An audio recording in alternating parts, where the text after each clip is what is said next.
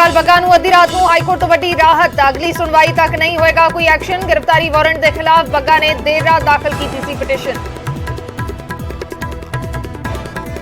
फिर विवादां च पटियाला की केंद्रीय जेल सुपरडेंट से लगे होमगार्ड जवान नाल कुटमार करने के इल्जाम। पुलिस ने दर्ज किया केस। विभाग ने जेल सुपरडेंट सुच्चा सिंह का किया तबादला। आम आदमी पार्टी के विधायक जसवंत सिंह गजन माजरा के 3 ठिकाणियां ते सीबीआई की रेड। 40 करोड़ के बैंक फ्रॉड मामले च कार्रवाई। गजन माजरा बोले यह बदलाखोरी है।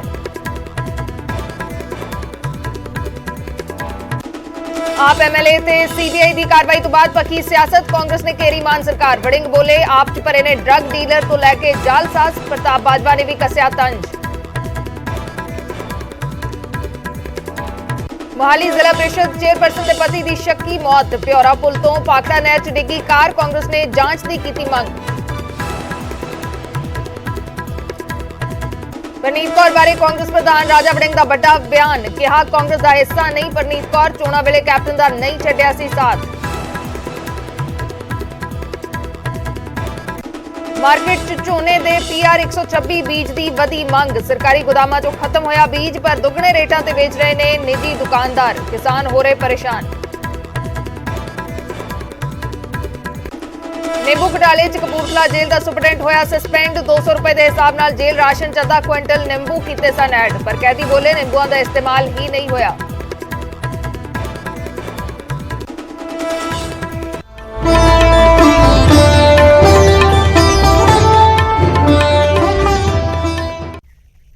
सत श्री अकाल, मैं अर्शदीप संधू। न्यूज़ 18 पंजाब हरियाणा हिमाचल देख रहे दर्शकों का स्वागत है। शुरुआत करते एक वड्डी खबर तो। अद्धी रात नूं तेजिंदरपाल ਬੱਗਾ ਨੂੰ हाईकोर्ट तो वड्डी राहत मिल गई। 10 मई तक ਬੱਗਾ की गिरफ्तारी नहीं होएगी। हाईकोर्ट ने पंजाब सरकार को कहा है कि 10 मई तक कोई भी एक्शन ना होवे। ਬੱਗਾ ने देर रात हाईकोर्ट विच पिटिशन दाखिल की सी। ਬੱਗਾ की पिटिशन ते सुनवाई लई अद्धी रात को कोर्ट खुली। मोहाली कोर्ट के गिरफ्तारी वारंट के खिलाफ यह पिटिशन दाखिल की सी। मोहाली कोर्ट ने गिरफ्तारी दे वारंट जारी कर दिते सन, जिस तो बाद यह पिटिशन दाखिल की गई सी तेजिंदरपाल ਬੱਗਾ दे वल्लों। जिस तो बाद हाईकोर्ट ने अद्धी रात नूं ਬੱਗਾ नूं राहत दे दित्ती। 10 मई तक कोई एक्शन नहीं होएगा। यह हुक्म जारी किए गए ने। हाईकोर्ट दे वल्लों यह हुक्म जारी होए ने। तेजिंदरपाल ਬੱਗਾ दे लई वड्डी राहत। 10 मई तक तेजिंदरपाल ਬੱਗਾ की गिरफ्तारी नहीं हो सकती। अहंकारियों की और दुराचारियों की, बदलाखोरी करने वाले लोगों की बहुत बड़ी हार हुई है। इंसाफ की, सच्चाई की और कानून में रहने वाले लोगों की जीत हुई है। तेजिंदर ਬੱਗਾ को हाई कोर्ट ने राहत दी है। नो कोरेसिव एक्शन, उसको अरेस्ट नहीं किया जा सकता अगली तारीख तक। और 10 मई को अगली तारीख है। आज अरविंद केजरीवाल जी को जरूर एहसास हुआ होगा कि आप बदलाखोरी की एक सीमा होती है। आपने सारी सीमाएं नांग दी। क्यों आप एक सिख नौजवान को पंजाब पुलिस के पास तो जाके उससे टॉर्चर करवाना चाहते थे? क्यों उनको पिटवाना चाहते थे? कैसी मानसिकता आपकी, इतनी गिरी हुई घटिया मानसिकता और ये आपकी सोच है कि आप लोगों को पिटवाना चाहते हैं, टॉर्चर कराना चाहते हैं? क्या देश ने आपको पंजाब की सत्ता इसलिए दी है? शर्म आनी चाहिए अरविंद केजरीवाल जी। और मैं तेजिंदर ਬੱਗਾ को और उनके माता जी को बधाई देता हूं। आज मदर्स डे के ऊपर उनको सबसे खूबसूरत तोहफा मिला है, जो उनके बच्चा जिसको पुलिस ले जाकर पीटना चाहती थी, आज कोर्ट ने इंसाफ दिया है और वो घर वापस लौट कर आया है। बहुत बहुत धन्यवाद इस कोर्ट का और देश के लोगों का जिन्होंने इस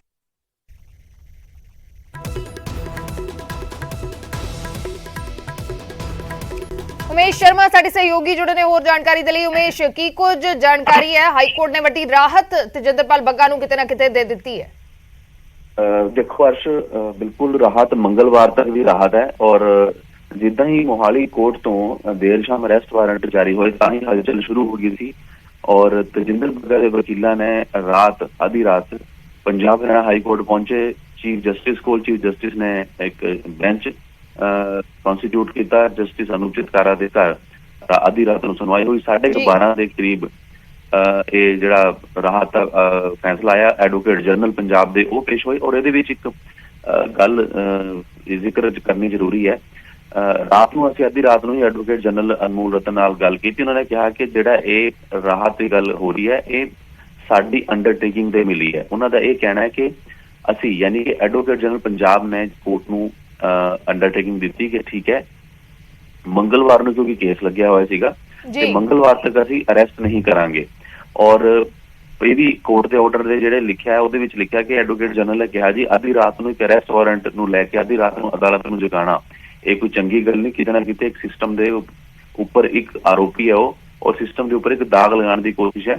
ਲੇਕਿਨ ਬੱਗਾ ਦੇ ਵਕੀਲਾਂ ਦਾ ਕਹਿਣਾ ਸੀਗਾ ਕਿ ਸਾਨੂੰ ਇਸ ਕਰਕੇ ਅੱਧੀ ਰਾਤ ਨੂੰ ਅਦਾਲਤ ਆਉਣਾ ਪਿਆ ਕਿਉਂਕਿ ਸਾਨੂੰ ਇਹ ਡਰ ਸੀਗਾ ਕਿ ਅੱਜ ਰਾਤ ਨੂੰ ਹੀ ਯਾਨੀ ਕਿ ਕੱਲ ਰਾਤ ਨੂੰ ਹੀ ਮੋਹਾਲੀ ਪੁਲਿਸ ਜਿਹੜੀ ਪੰਜਾਬ ਪੁਲਿਸ ਹੈ ਮੋਹਾਲੀ ਕੋਰਟ ਦਾ ਜਿਹੜਾ ਅਰੈਸਟ ਵਾਰੰਟ ਹੈ ਉਹਨੂੰ ਲੈ ਕੇ ਬੱਗਾ ਨੂੰ ਗ੍ਰਿਫਤਾਰ ਕਰ ਸਕਦੀ ਸੀ। ਇਸ ਕਰਕੇ ਸਾਨੂੰ ਅੱਧੀ ਰਾਤ ਨੂੰ ਪਹੁੰਚਣਾ ਪਿਆ। ਹੁਣ ਇਹ ਦੇਖਣਾ ਹੋਏਗਾ ਕਿ ਮੰਗਲਵਾਰ ਨੂੰ, ਔਰ ਇਹ ਵੀ ਇਹਦੇ ਵਿੱਚ ਅਕਸ ਮੈਂ ਜ਼ਿਕਰ ਕਰਦਾ 11 ਵਜੇ ਤੱਕ, ਮੰਗਲਵਾਰ 11 ਵਜੇ ਤੱਕ ਪੰਜਾਬ ਪੁਲਿਸ ਅਰੈਸਟ ਨਹੀਂ ਕਰੇਗੀ। ਇਹ ਅੰਡਰਟੇਕਿੰਗ ਦਿੱਤੀ ਹੋਈ ਹੈ। ਹੁਣ ਕੇਸ ਕਿੰਨੇ ਵਜੇ ਲੱਗਦਾ ਹੈ, 11 ਵਜੇ ਦਾ ਟਾਈਮ ਕੀ ਹੈ, ਉਹ ਵੀ ਉਸਨੇ ਦੇਖਣਾ ਹੋਏਗਾ।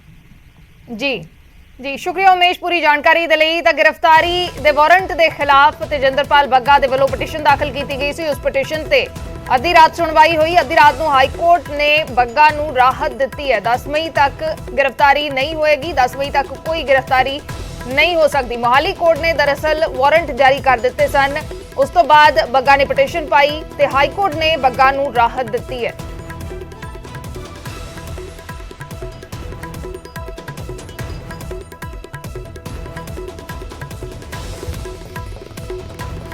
अहंकारियों की और दुराचारियों की, बदलाखोरी करने वाले लोगों की बहुत बड़ी हार हुई है। इंसाफ की, सच्चाई की और कानून में रहने वाले लोगों की जीत हुई है। तजिंदर बग्गा को हाई कोर्ट ने राहत दी है। नो कोरेसिव एक्शन, उसको अरेस्ट नहीं किया जा सकता अगली तारीख तक, और 10 मई को अगली तारीख है। आज अरविंद केजरीवाल जी को जरूर एहसास हुआ होगा कि आप बदलाखोरी की एक सीमा होती है, आपने सारी सीमाएं नांग दी। क्यों आप एक सिख नौजवान को पंजाब पुलिस के पास तो जाके उससे टॉर्चर करवाना चाहते थे? क्यों उनको पिटवाना चाहते थे? कैसी मानसिकता आपकी, इतनी गिरी हुई घटिया मानसिकता, और ये आपकी सोच है कि आप लोगों को पिटवाना चाहते हैं, टॉर्चर कराना चाहते हैं? क्या देश ने आपको पंजाब की सत्ता इसलिए दी है? शर्म आनी चाहिए अरविंद केजरीवाल जी। और मैं तजिंदर बग्गा को और उनके माता जी को बधाई देता हूं। आज मदर्स डे के ऊपर उनको सबसे खूबसूरत तोहफा मिला है, जो उनके बच्चा जिसको पुलिस ले जाकर पीटना चाहती थी, आज कोर्ट ने इंसाफ दिया है और वो घर वापस लौट कर आया है। बहुत बहुत धन्यवाद इस कोर्ट का और देश के लोगों का जिन्होंने इस लड़ाई में हमारा साथ दिया। आंचल में ना समाए, मुझे खुशी मिली इतनी, आंचल में ना समाए। जी सर, दोबारा से आज जो है कार्रवाई शुरू होने की बात हुई थी, वारंट जो है निकल गए थे। हाँ जी, अब आप देख रहे हैं कि अब कहीं ना कहीं इंसाफ की तरफ आप ये देखिए, कल घटनाक्रम हुआ और आज एक नहीं 2 वारंट निकल गए। ये क्या दर्शाते हैं? ये क्या दर्शाते हैं? ये केजरीवाल की मानसिकता दर्शाते हैं कि किसी भी तरह इसे घींच के खसीट के ले आओ, समझे ना। आपके पास नियम कानून है तो दूसरों के पास भी नियम कानून है।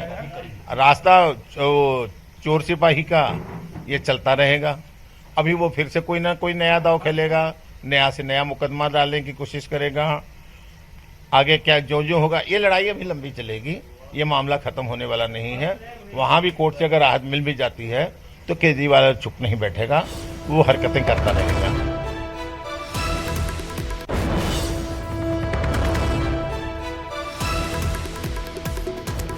ਵੱਡੀ ਰਾਹਤ ਤੇਜਿੰਦਰਪਾਲ ਬੱਗਾ ਦੇ ਲਈ ਗ੍ਰਿਫਤਾਰੀ ਦੀ ਤਲਵਾਰ ਲਟਕ ਗਈ ਸੀ। ਮੋਹਾਲੀ ਕੋਰਟ ਦੇ ਵੱਲੋਂ ਵਾਰੰਟ ਜਾਰੀ ਕੀਤੇ ਗਏ ਸਨ, ਲੇਕਿਨ ਹਾਈ ਕੋਰਟ ਦੇ ਵਿੱਚ ਪਟੀਸ਼ਨ ਦਾਖਲ ਕਰਨ ਤੋਂ ਬਾਅਦ ਰਾਹਤ ਮਿਲੀ ਹੈ। 10 ਮਈ ਤੱਕ ਕੋਈ ਵੀ ਐਕਸ਼ਨ ਨਾ ਹੋਵੇ, ਹਾਈ ਕੋਰਟ ਨੇ ਕਿਹਾ ਹੈ। 10 ਮਈ ਤੱਕ ਗ੍ਰਿਫਤਾਰੀ ਨਹੀਂ ਹੋ ਸਕਦੀ।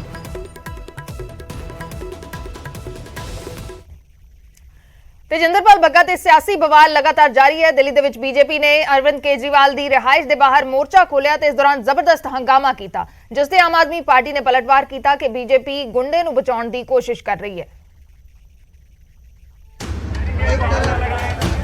ਤੇਜਿੰਦਰ ਬੱਗਾ ਦੀ ਗ੍ਰਿਫਤਾਰੀ ਦੇ ਮਾਮਲੇ ਦੇ ਵਿੱਚ ਸ਼ਨੀਵਾਰ ਨੂੰ ਪੂਰਾ ਸਿਆਸੀ ਬਵਾਲ ਹੋਇਆ। ਦਿੱਲੀ 'ਚ ਬੀਜੇਪੀ ਨੇ ਸਿੱਧਾ ਰੁਖ ਅਰਵਿੰਦ ਕੇਜਰੀਵਾਲ ਦੇ ਘਰ ਦਾ ਕੀਤਾ ਤੇ ਘਰ ਦੇ ਬਾਹਰ ਹੀ ਮੋਰਚਾ ਲਗਾ ਦਿੱਤਾ। ਇਸ ਦੌਰਾਨ ਵੱਡੀ ਗਿਣਤੀ ਦੇ ਵਿੱਚ ਬੀਜੇਪੀ ਆਗੂ ਤੇ ਵਰਕਰ ਮੌਜੂਦ ਰਹੇ ਤੇ ਦੂਜੇ ਪਾਸੇ ਸੀਐਮ ਦੀ ਰਿਹਾਇਸ਼ ਦੇ ਬਾਹਰ ਪਹਿਲਾਂ ਹੀ ਵੱਡੀ ਗਿਣਤੀ ਦੇ ਵਿੱਚ ਸੁਰੱਖਿਆ ਮੁਲਾਜ਼ਮਾਂ ਦੀ ਤੈਨਾਤੀ ਕਰ ਦਿੱਤੀ ਗਈ, ਜਿਸ ਦੇ ਚੱਲਦਿਆਂ ਬੀਜੇਪੀ ਵਰਕਰਾਂ ਨੂੰ ਅੱਗੇ ਨਹੀਂ ਜਾਣ ਦਿੱਤਾ ਗਿਆ ਤੇ ਜਿੱਥੇ ਵੀ ਰੋਕਿਆ ਉੱਥੇ ਬੀਜੇਪੀ ਵਰਕਰਾਂ ਨੇ ਕੇਜਰੀਵਾਲ ਦੇ ਖਿਲਾਫ ਜ਼ਬਰਦਸਤ ਨਾਅਰੇਬਾਜ਼ੀ ਕਰਨੀ ਸ਼ੁਰੂ ਕਰ ਦਿੱਤੀ ਤੇ ਕੁਝ ਦੇਰ ਬਾਅਦ ਹੀ ਬੀਜੇਪੀ ਆਗੂਆਂ ਨੂੰ ਪੁਲਿਸ ਨੇ ਹਿਰਾਸਤ ਵਿੱਚ ਲੈ ਲਿਆ। ਸਾਰਾ ਮੌਲਿਕ ਅਧਿਕਾਰ ਹੈ ਜਿਹੜਾ ਸਾਨੂੰ ਸੰਵਿਧਾਨ ਨੇ ਦਿੱਤਾ ਹੈ, ਸੈਕਸ਼ਨ 25(2) ਵੀ ਦਿੱਤਾ ਗਿਆ, ਉਹਨੂੰ ਉਹ ਮੌਲਿਕ ਅਧਿਕਾਰ ਪੂਰਾ ਕਰਨ ਦਾ ਹੱਕ ਨਹੀਂ ਦਿੱਤਾ ਔਰ ਉਹਨੂੰ ਘਸੀਟ ਕੇ ਲੈ ਕੇ ਨੰਗੇ ਸਿਰ ਕੱਜੇ ਸਿਰ ਨੰਗੇ ਸਿਰ ਲੈ ਗਏ ਉਹਨੂੰ। ਇਸ ਕਰਕੇ ਸਾਡਾ ਅੱਜ ਪ੍ਰੋਟੈਸਟ ਹੈ। ਉਧਰ ਬੀਜੇਪੀ ਆਗੂ ਮਨਿੰਦਰ ਸਿਰਸਾ ਨੇ ਬੱਗਾ ਨੂੰ ਗ੍ਰਿਫਤਾਰ ਕਰਨ ਪਹੁੰਚੇ ਪੰਜਾਬ ਪੁਲਿਸ ਦੇ ਡੀਐਸਪੀ ਨੂੰ ਹੀ ਕਟਹਿਰੇ ਵਿੱਚ ਖੜਾ ਕਰ ਦਿੱਤਾ ਹੈ। देखिए, ये घिनौना चेहरा एक्सपोज हो रहा है। ये डीएसपी है जिसका नाम है कुलजिंदर सिंह, और ये कुलजिंदर सिंह, ये देखिए, ये डीएसपी दिल्ली में आता है और अपना नाम बदल लेता है। ये आदमी इलीगल डिटेंशन करेगा लोगों की। हमने सेफ हाउस बनाएंगे, जिनको पकड़ कर लाएंगे उनको इलीगली वहां पे डिटेन करेंगे। ਬੱਗਾ ਨੂੰ ਲੈ ਕੇ ਆਪ ਬੀਜੇਪੀ ਤੇ ਹਮਲਾਵਰ ਹੈ। ਆਪ ਆਗੂਆਂ ਦਾ ਕਹਿਣਾ ਹੈ ਕਿ ਬੀਜੇਪੀ ਇੱਕ ਗੁੰਡੇ ਨੂੰ ਬਚਾਉਣ ਦੀ ਕੋਸ਼ਿਸ਼ ਕਰ ਰਹੀ ਹੈ। हिंदुस्तान की धरती पे कौन सा ऐसा नियम है जो पंजाब पुलिस ने फॉलो नहीं किया इसकी गिरफ्तारी में, आप बताइए। लेकिन गुंडों को क्योंकि सपोर्ट करना है इसलिए किसी भी हद तक जाने की बात है, इसमें और क्या कहा जा सकता है। बीजेपी का असली चेहरा है। ਭਾਰਤੀ ਜਨਤਾ ਪਾਰਟੀ ਜਿਹਨੂੰ ਕਹਿੰਦੇ ਆ ਕਿ ਘਟੀਆ ਸ਼ਰਿਆਤਾਂ ਤੇ ਉਤਰ ਚੁੱਕੀ ਹੈ ਤੇ ਤੇਜਿੰਦਰਪਾਲ ਬੱਗੇ ਵਰਗੇ ਮੋਹਰਿਆਂ ਦੇ ਸਿਰ ਦੇ ਉੱਤੇ ਸ਼ਰਾਰਤ ਕਰਕੇ ਗੰਦੀ ਸਿਆਸਤ ਕਰਕੇ ਪੰਜਾਬ ਦਾ ਮਾਹੌਲ ਖਰਾਬ ਕਰਨਾ ਚਾਹੁੰਦੀ ਹੈ। ਤੇਜਿੰਦਰ ਬੱਗਾ ਨੂੰ ਲੈ ਕੇ ਕਾਂਗਰਸ ਵੀ ਆਪ ਤੇ ਹਮਲਾਵਰ ਹੈ। ਪੰਜਾਬ ਕਾਂਗਰਸ ਦੇ ਪ੍ਰਧਾਨ ਰਾਜਾ ਵੜਿੰਗ ਨੇ ਕਿਹਾ ਕਿ ਪੰਜਾਬ ਸਰਕਾਰ ਨੇ ਪੁਲਿਸ ਦੀ ਦੁਰਵਰਤੋਂ ਕੀਤੀ ਹੈ। ਕੇਜਰੀਵਾਲ ਸਾਹਿਬ ਦੀ ਚਾਹਤ ਦੇ ਮੁਤਾਬਕ ਪੰਜਾਬ ਪੁਲਿਸ ਦੀ ਦੁਰਵਰਤੋਂ ਕੀਤੀ ਗਈ। ਇਹ ਨਹੀਂ ਹੋਣਾ ਚਾਹੀਦਾ ਸੀ। ਉਹਨਾਂ ਨੂੰ ਅਥਾਰਟੀਜ਼ ਨਾਲ ਗੱਲ ਕਰਕੇ ਪਹਿਲਾਂ ਉਹਨਾਂ ਦਾ ਵਾਰੰਟ ਲੈ ਕੇ ਹੀ ਗੱਲ ਕਰਨੀ ਚਾਹੀਦੀ ਸੀ। ਪੂਰਾ ਮਾਮਲਾ ਸ਼ੁੱਕਰਵਾਰ ਦਾ ਹੈ ਜਦੋਂ ਪੰਜਾਬ ਪੁਲਿਸ ਵੱਲੋਂ ਤੇਜਿੰਦਰ ਬੱਗਾ ਨੂੰ ਦਿੱਲੀ ਸਥਿਤ ਉਸਦੇ ਘਰ ਤੋਂ ਹੀ ਗ੍ਰਿਫਤਾਰ ਕੀਤਾ ਗਿਆ ਸੀ। ਹਾਲਾਂਕਿ ਪੰਜਾਬ ਪੁਲਿਸ ਬੱਗਾ ਨੂੰ ਪੰਜਾਬ ਲਿਆਉਣ ਦੇ ਵਿੱਚ ਸਫਲ ਨਹੀਂ ਹੋ ਸਕੀ। ਪੂਰਾ ਦਿਨ ਹਾਈ ਵੋਲਟੇਜ ਡਰਾਮਾ ਹੋਇਆ ਤੇ ਦਿੱਲੀ ਪੁਲਿਸ ਤੇਜਿੰਦਰ ਬੱਗਾ ਨੂੰ ਪਿਪਲੀ ਥਾਣੇ ਤੋਂ ਹੀ ਵਾਪਸ ਲੈ ਗਈ, ਜਿਸ ਤੇ ਹੁਣ ਸਿਆਸੀ ਬਵਾਲ ਲਗਾਤਾਰ ਜਾਰੀ ਹੈ। Bureau report, news 18 Punjab. Patiala ਦੀ ਕੇਂਦਰੀ ਜੇਲ੍ਹ ਇੱਕ ਵਾਰ ਫਿਰ ਤੋਂ ਸੁਰਖੀਆਂ ਦੇ ਵਿੱਚ ਹੈ। ਪਟਿਆਲਾ ਦੀ ਕੇਂਦਰੀ ਜੇਲ੍ਹ ਦੇ ਸੁਪਰਡੈਂਟ ਨੂੰ ਹਟਾ ਦਿੱਤਾ ਗਿਆ ਹੈ। ਹੋਮਗਾਰਡ ਜਵਾਨ ਦੇ ਨਾਲ ਕੁੱਟਮਾਰ ਦੇ ਇਲਜ਼ਾਮ ਤੋਂ ਬਾਅਦ ਹਟਾਇਆ ਹੈ। ਹੋਮਗਾਰਡ ਜਵਾਨ ਦੇ ਨਾਲ ਕੁੱਟਮਾਰ ਕੀਤੀ ਗਈ ਹੈ। ਪੁਲਿਸ ਨੇ ਸੁਪਰਡੈਂਟ ਦੇ ਖਿਲਾਫ ਕੇਸ ਦਰਜ ਕੀਤਾ ਹੈ। ਸੁਪਰਡੈਂਟ ਸੁੱਚਾ ਸਿੰਘ ਨੂੰ ਹਟਾ ਦਿੱਤਾ ਗਿਆ। ਕੱਲ ਜੇਲ੍ਹ ਦੇ ਵਿੱਚ ਤੈਨਾਤ ਹੋਮਗਾਰਡ ਜਵਾਨ ਨੇ ਜੇਲ੍ਹ ਸੁਪਰਡੈਂਟ ਤੇ ਕੁੱਟਮਾਰ ਦੇ ਇਲਜ਼ਾਮ ਲਗਾਏ ਸੀ। ਹੁਣ ਮਨਜੀਤ ਸਿੰਘ ਟਿਵਾਣਾ ਨਵੇਂ ਜੇਲ੍ਹ ਸੁਪਰਡੈਂਟ ਹੋਣਗੇ। ਪਟਿਆਲਾ ਦੀ ਕੇਂਦਰੀ ਜੇਲ੍ਹ ਦੇ ਸੁਪਰਡੈਂਟ ਨੂੰ ਹਟਾ ਦਿੱਤਾ ਗਿਆ ਹੈ, ਬਦਲੀ ਕਰ ਦਿੱਤੀ ਗਈ ਹੈ। ਹੋਮਗਾਰਡ ਜਵਾਨ ਦੇ ਨਾਲ ਕੁੱਟਮਾਰ ਦੇ ਇਲਜ਼ਾਮ ਲੱਗੇ ਨੇ। ਮਨਜੀਤ ਸਿੰਘ ਟਿਵਾਣਾ ਹੁਣ ਪਟਿਆਲਾ ਜੇਲ੍ਹ ਦੇ ਨਵੇਂ ਸੁਪਰਡੈਂਟ ਹੋਣਗੇ।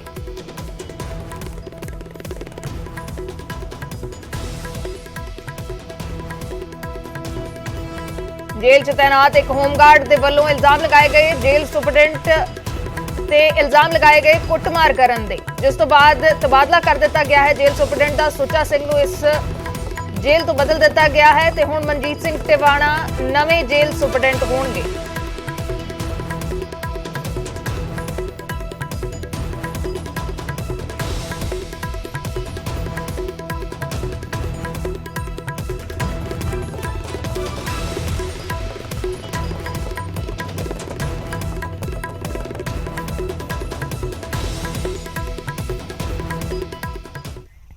ਇੱਕ ਪਾਸੇ ਤੇਜਿੰਦਰਪਾਲ ਬੱਗਾ ਤੇ ਸਿਆਸੀ ਬਵਾਲ ਜਾਰੀ ਹੈ ਤੇ ਇਸ ਦੇ ਵਿਚਾਲੇ ਹੀ ਹੁਣ ਨਵਾਂ ਮੋੜ ਆ ਗਿਆ ਹੈ। ਸੀਬੀਆਈ ਨੇ ਆਮ ਆਦਮੀ ਪਾਰਟੀ ਦੇ ਵਿਧਾਇਕ ਦੇ ਟਿਕਾਣਿਆਂ ਤੇ ਦਸਤਕ ਦਿੱਤੀ ਹੈ। ਐਮਐਲਏ ਜਸਵੰਤ ਗੱਜਣ ਮਾਜਰਾ ਨੂੰ ਰਡਾਰ ਤੇ ਲਿਆਂਦਾ ਤੇ ਸੀਬੀਆਈ ਦੇ ਇਸੇ ਐਕਸ਼ਨ ਤੇ ਸੂਬੇ ਦਾ ਸਿਆਸੀ ਪਾਰਾ ਸਿਖਰ ਤੇ ਪਹੁੰਚ ਗਿਆ ਹੈ।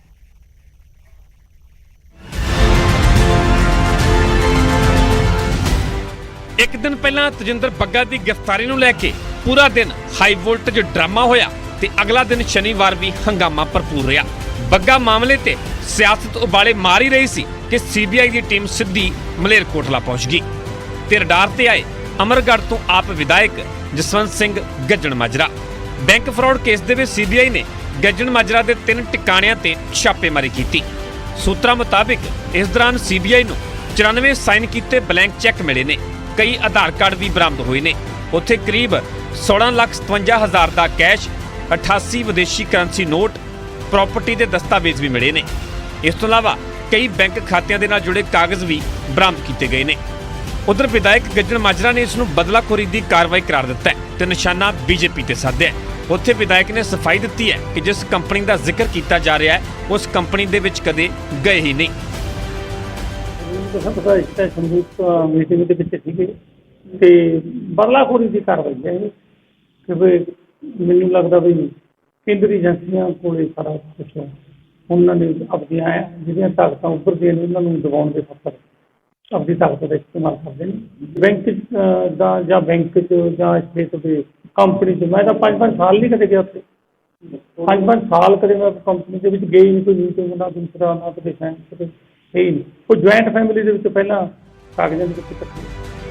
ਹੁਣ ਬੀਜੇਪੀ ਬੱਗਾ ਤੋਂ ਬਾਅਦ ਗੱਜਣ ਮਾਜਰਾ ਨੂੰ ਲੈ ਕੇ ਆਪ ਤੇ ਹਮਲਾਵਰ ਹੈ ਤੇ ਸਖਤ ਕਾਰਵਾਈ ਦੀ ਮੰਗ ਕਰ ਰਹੀ ਹੈ। ਪੰਜਾਬ ਦੇ ਵਿੱਚ ਇੱਕ ਵਾਰੀ ਫਿਰ ਆਮ ਆਦਮੀ ਪਾਰਟੀ ਦਾ ਚਿਹਰਾ ਵੇਖਣਾ ਹੋਇਆ ਜਦੋਂ ਉਹਨਾਂ ਦੇ ਇੱਕ ਵਿਧਾਇਕ ਜਸਵੰਤ ਸਿੰਘ ਜਿਨ੍ਹਾਂ ਉੱਤੇ ਕਰੀਬ 40 ਕਰੋੜ ਰੁਪਇਆ ਬੈਂਕ ਦਾ ਫਰਾਡ ਕਰਨ ਦਾ ਆਰੋਪ ਹੈ, ਉਹਦੇ ਘਰ ਰੇਡ ਹੋਈ। ਜਦੋਂ ਉਹ ਚੁਣਾਵ ਲੜ ਰਹੇ ਸੀ ਤਾਂ ਬਾਰ-ਬਾਰ ਕਹਿ ਰਹੇ ਸੀ ਕਿ ਮੈਂ ਐਮਐਲਏ ਬਣਨ ਤੋਂ ਬਾਅਦ 1 ਰੁਪਿਆ ਤਨਖਾਹ ਲਵਾਂਗਾ। ਉਧਰ ਵਿਰੋਧੀ ਧਿਰ ਦੇ ਆਗੂ ਪ੍ਰਤਾਪ ਬਾਜਵਾ ਨੇ ਆਪ ਵਿਧਾਇਕ ਤੇ ਸੀਬੀਆਈ ਰੇਡ ਨੂੰ ਲੈ ਕੇ ਮਾਨ ਸਰਕਾਰ ਤੇ ਤੰਜ ਕੱਸਿਆ। ਬਾਜਵਾ ਨੇ ਕਿਹਾ ਕਿ ਸੀਐਮ ਹੁਣ ਬਲਡੋਜ਼ਰ ਅਮਰਗੜ੍ਹ ਵਾਲੇ ਪਾਸੇ ਲੈ ਕੇ ਜਾਣ। ਗੱਲ ਭਗਵੰਤ ਮਾਨ ਜੀ ਨੂੰ ਕਹਿਣਾ ਬੜਾ ਚੰਗਾ ਤੁਸੀਂ ਸਵਾਲ ਹੈ ਜੇ ਪਹਿਲੇ ਕੀਤਾ ਨਾਲ ਹੀ ਉਹਨਾਂ ਦੇ ਐਮਐਲਏ ਤੇ ਰੇਡ ਹੋ ਗਿਆ। ਪਹਿਲੇ ਇਹ ਜਿਹੜਾ ਬੁਲਡੋਜ਼ਰ ਹੈ ਪਹਿਲੇ ਉਧਰ ਨੂੰ ਖੜੋ, ਕਿਹੜੇ ਹਲਕੇ ਦੇ ਨੇ ਉਹ? ਅਸੀਂ ਸੋਚੀਏ ਕਿ ਬੜਾ ਕੰਮ ਨੇਕ ਕਰ ਰਹੇ ਨੇ, ਆ ਕੰਮ ਤੇ ਸ਼ੁਰੂ ਕਰਾਓ ਤੁਸੀਂ। ਆਖਿਰ ਸੀਬੀਆਈ ਰੇਡ ਦੇ ਪਿੱਛੇ ਆਧਾਰ ਕੀ ਹੈ, ਤੁਹਾਨੂੰ ਇਸ ਤੋਂ ਵੀ ਵਾਕਿਫ ਕਰਵਾ ਦਿੰਦੇ ਹਾਂ। ਦਰਅਸਲ ਪੂਰਾ ਮਾਮਲਾ ਬੈਂਕ ਫਰਾਡ ਦੇ ਨਾਲ ਜੁੜਿਆ ਹੋਇਆ ਹੈ। 2011 ਤੋਂ 2014 ਤੱਕ 4 ਵਾਰ ਲੋਨ ਲਿਆ ਗਿਆ ਸੀ। ਲੋਨ ਦੀ ਕੁੱਲ ਰਕਮ 40 ਕਰੋੜ 92 ਲੱਖ ਸੀ ਤੇ ਲੁਧਿਆਣਾ ਦੀ ਬੈਂਕ ਆਫ ਇੰਡੀਆ ਦੀ ਸ਼ਿਕਾਇਤ ਤੇ ਇਹ ਰੇਡ ਕੀਤੀ ਗਈ। ਇਲਜ਼ਾਮ ਨੇ ਕਿ ਜਿਹੜੇ ਮਕਸਦ ਵਾਸਤੇ ਲੋਨ ਲਿਆ ਗਿਆ ਉੱਥੇ ਨਹੀਂ ਵਰਤਿਆ ਗਿਆ। Bureau report, news 18 Punjab.